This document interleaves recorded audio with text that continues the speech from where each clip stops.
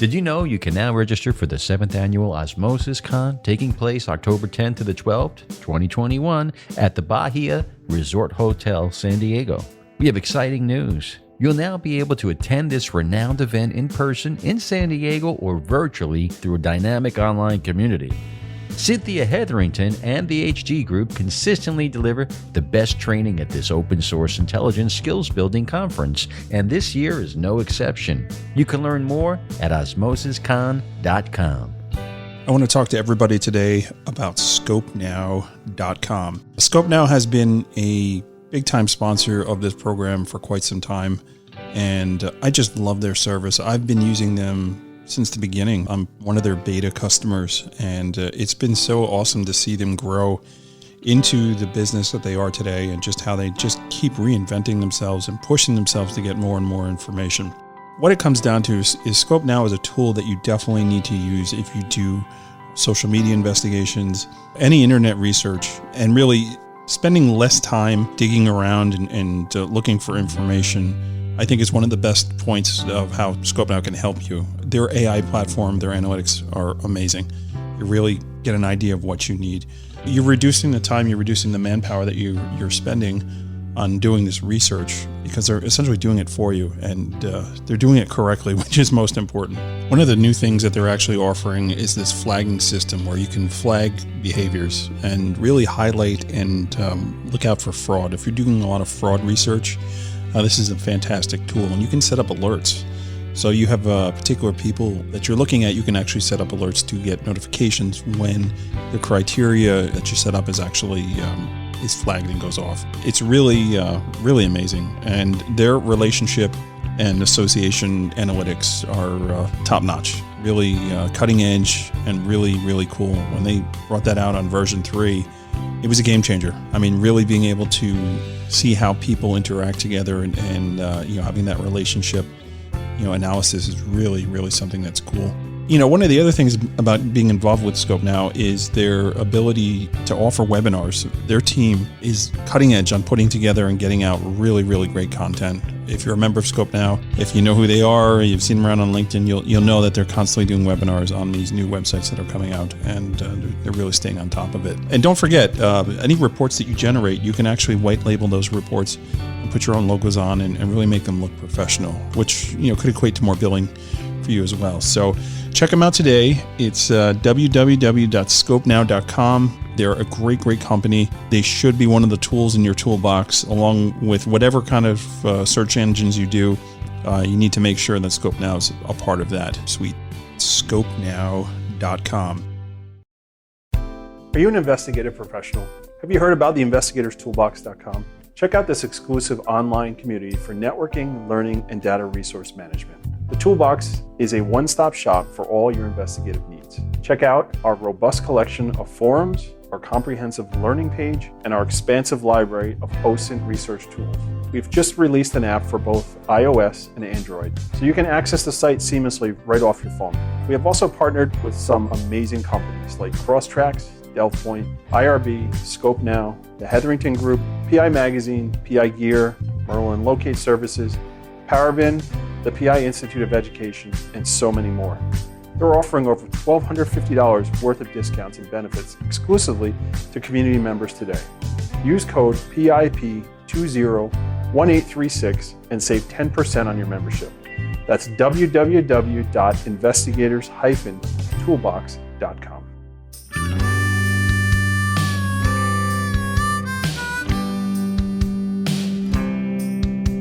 Welcome to Osmosis Quick Hits on PI Perspectives. We're taking the next few weeks to highlight some of the speakers at the 2021 conference in San Diego, California. This week, we welcome Andrew Keith. Andrew's had an impressive career as a journalist turned researcher, and he brings some serious knowledge to his teaching track. With his partner, Jennifer Mackovjak, they discuss how to run an investigation only using a library. So please welcome Andrew Keith and your host, private investigator Matt Spaier. Welcome everybody to this week's edition of Quick Hits, the Osmosis version. So today we are joined by one of the other speakers. We're highlighting a bunch of speakers each week. So today we have Andrew Keith to the program. Andrew, I want to welcome you. How are you? I'm fine, man. Thanks for having me. Yeah, thanks for coming on. So you've had an interesting career, and you've got a really interesting topic to talk about, which is really cool. So let's jump into your career first. I know you were working as a journalist in Russia at some point, right? I was there in the mid to late 90s, and I was a student prior to that, and like a lot of folks who stayed on, I was sort of captured by everything that was unfolding in Russia in the 90s, and that later transitioned into a job with Time magazine. And that was sort of the preface to getting involved in corporate investigations in Chicago in the 2000s. Yeah, I mean, I can only imagine what it was like in the 90s over there. I mean, that's just really once in a lifetime changes going on in a huge country, right? Yeah, it was like having a front row seat to chaos a little bit, some organized chaos with a fence around it. But life in America felt very scripted by comparison. And Sure. what was so compelling, I think, in a lot of ways about Russia was that there was like no script. People drove on the sidewalk. That's just a little thing to tell you. But if you need to get around a traffic jam, you pull your car on the sidewalk and you just drive on the sidewalk and find a way. So it really was a lesson in learning to improvise and just sort of think different ways, and not all of which are good and healthy, by the way. Right, right. Yeah. I'd love to see those videos of people like creeping up to a car and just like jumping on the windshield, falling on the ground, writhing in pain. They seem to come from Russia all the time. It really is. It feels like sort of something you recognize and know, but you spend some time there and you realize that it isn't once you kind of scratch the surface a bit. So how did you get there? Like, what's your background as far as education wise goes? Yeah, well, I was a Russian major. So I think what grabbed me was, being a kid in the Cold War and seeing, Tom Brokaw or Peter Jennings in front of St. Basil's, right, which is that fantastic cathedral, that sits at the back of Red Square, and just thinking like, where did that, like, what imagination sort of creates that? I mean, that to me is like a little icon. It's just because I can remember, in the Cold War and Reagan and Gorbachev and some of the anchors would show up there on Red Square, and then the language has a fantastic texture to it. And so the history, of course, is so rich, and the literature is as well. So, but really, I had I studied piano when I was a kid, and my teacher was this mixed bag of Ukrainian Russian heritage, and he was a communist, and so he traveled there and would talk about it, and he had this library full of Cyrillic books. So I kind of just developed an interest through that relationship, and then just watching kind of all the bipolar world sort of that we live in. So I guess you played a lot of Rachmaninoff, right? I was never that talented. He's definitely very difficult to execute. So. Definitely very difficult. It's one of my favorites, man. He's really, really amazing. Okay. So you work for Time, and then you end up at Kroll eventually, right? So how'd that happen? Yeah, so I had a pit stop in journalism at Northwestern, where I did a master's program, and finished that right as sort of the internet economy was tanking and everything else down with it. And it was funny. I was thinking about this, Matt. I answered a want ad in the Chicago Tribune for an analyst role at Kroll. I really stumbled into this, and I did it in a very like 19th century way is what it feels like. I don't think people like post ads in the paper anymore. I don't even get the newspaper anymore. So, but the operations chief was a former journalist, and anybody who's in our industry knows that I think we're probably like the largest population of practitioners or people who are refugees from the world of journalism. So I landed in Kroll and Kroll's Chicago office, and I met my partner there. Right. We were office mates, Jennifer Mackovjak. So Yep. And you'll be teaching this class with Jen too. So we will be, yeah. Yeah, that's pretty awesome. Have you ever attended OSMOSIS before? Or is this the first time you're doing it? No, so I was there a couple of years ago in South Carolina. I think it was at Hilton Head, and as it happens, I got a big project right when the conference was unfolding, and it was funnily enough, it was a Russia project, and it compromised like a lot of my schedule for those several days I was there. So I was at a lot of the events, but I was also like, in a hotel room banging away at work. Yeah, I think a lot of us that attend that, especially if we own a small business, can appreciate that, man. Yeah. You're never completely unplugged. That's right. As hard as you try, you're Yeah. just never completely there. Yeah. Well, that's cool. So let's talk about your topic here, Sure. which you're teaching with Jen. It's very interesting about conducting an investigation, and you only have a library to use. Yeah. So Yeah. what's the concept? What are you guys going to be talking about? Well, so it's a bit of an artifice, I think. I mean, clearly this conference is geared towards sort of online. And I think maybe we thought going the counterintuitive approach might, like we might hook somebody's interest, and Right. and maybe that's what happened. But really, I've been at this a while, and I think, what we thought was, and I think about the way we do our work at a desktop, and everything is sort of funneled into your computer and into your screens. And as somebody who's worked in libraries, and my sister is a librarian, what I like is that you have to get out there and like rummage around. Like you have to look for it. I mean, it's a bit like going to Home Depot and finding that like little screw among like 10 million screws that you need. Yeah. Can be an I hate those bins. Those bins at Home Depot drive me crazy. You're better off going to Ace Hardware if you need one screw, right? But something about like the act of like getting up and like, searching a terminal or a card catalog and then retrieving from the stacks. I like that. And so I think what we're sort of hopeful is that, you don't just get comfortable in the way you practice your work and you pull levers. I think all of us actually do that, but this gives you ways to sort of think differently about information, where it is, and when should you be satisfied that you know enough. Yeah, if that makes any sense. It makes total sense. So what I'm noticing here is definitely a shift in the OSINT community with regards to methodology and really functionality of doing a search. And it's so funny that you're saying when is enough, because that is an ongoing theme I'm getting while talking to the speakers, that really, okay, so we can investigate this forever. When are we going to get to that point where we're satisfied with the due diligence of our work, right? Yep. It's a very interesting idea, a very interesting discussion, because you do want to make sure that you're doing a correct job and you're not just mailing it in.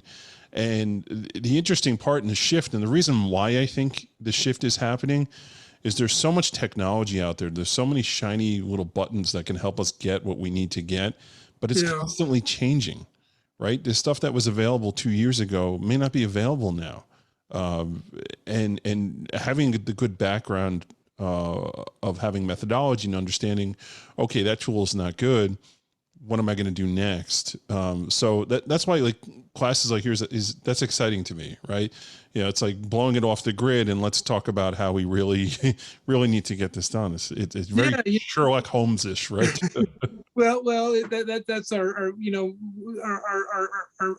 boutique consultancy. I think we tried to telegraph a little bookishness with with our name. So everybody had a name that involved intelligence. My previous business had a name that had intelligence incorporated into it, and we wanted to be, we wanted to maybe anchor it in something a little more like historic and interesting. So, but we don't want to be dogs chasing our tails doing these exercises, because that can happen, right?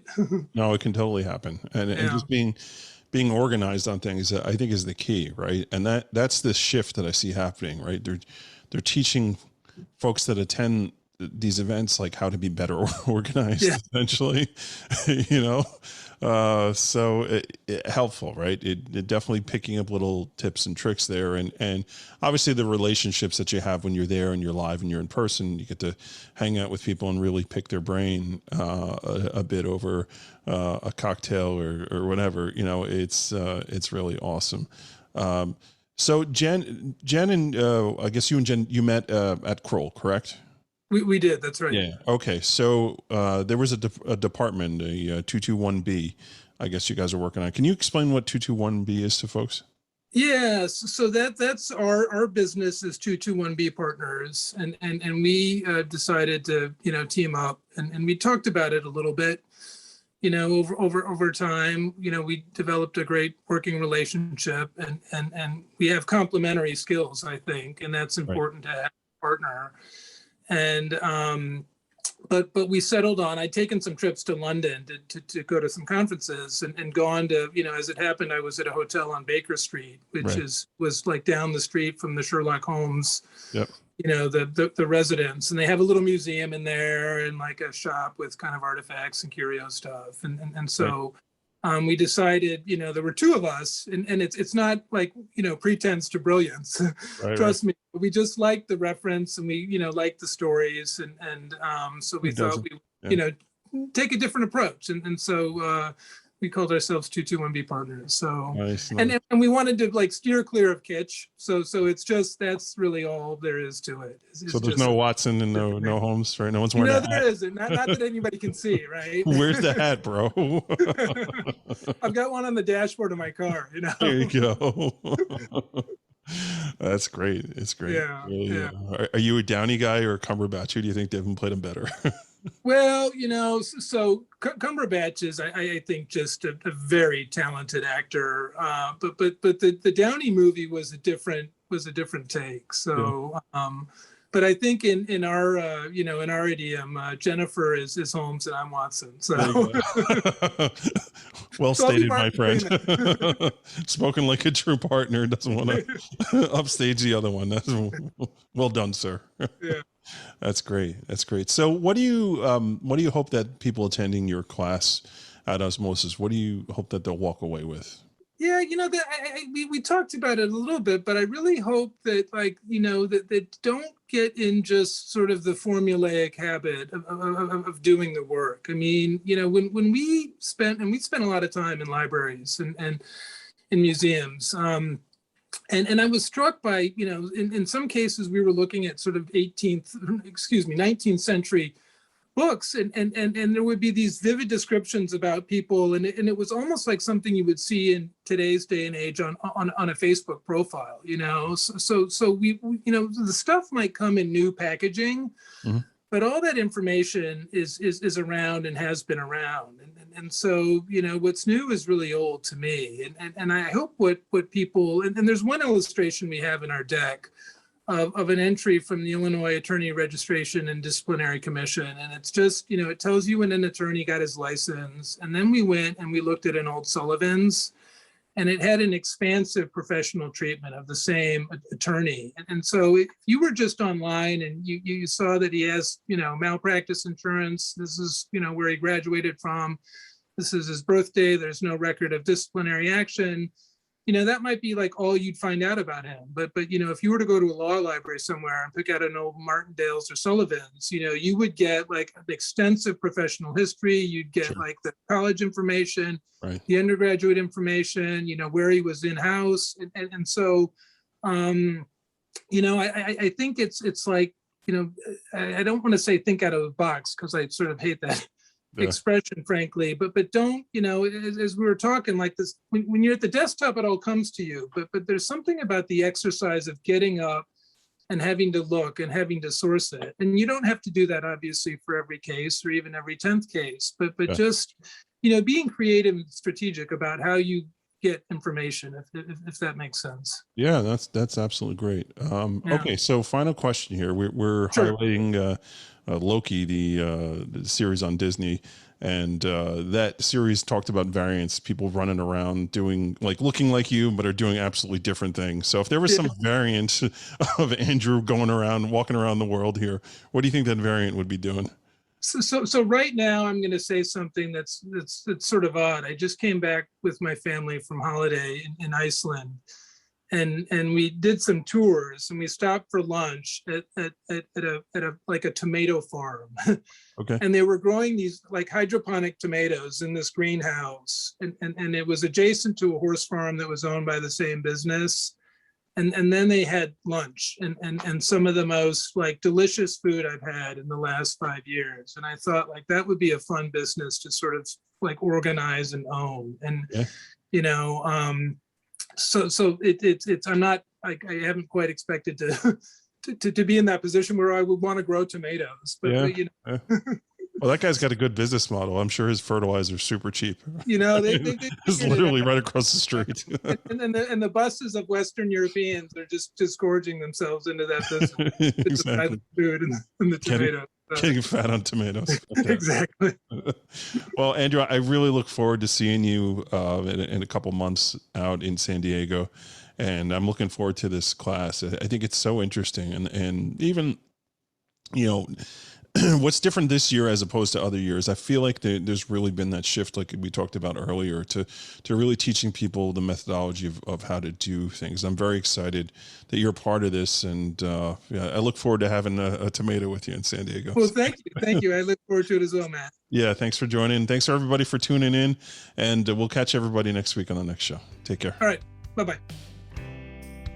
Thanks to Andrew for jumping on and giving us a preview. We'll also speak with Jennifer in a few weeks, so make sure you follow us. And you don't want to miss his class in San Diego. You can learn more about the event at OSMOSISCon.com. We also want to thank Scope Now and InvestigatorSToolbox.com for sponsoring this episode. Now, have you checked out InvestigatorSToolbox.com yet?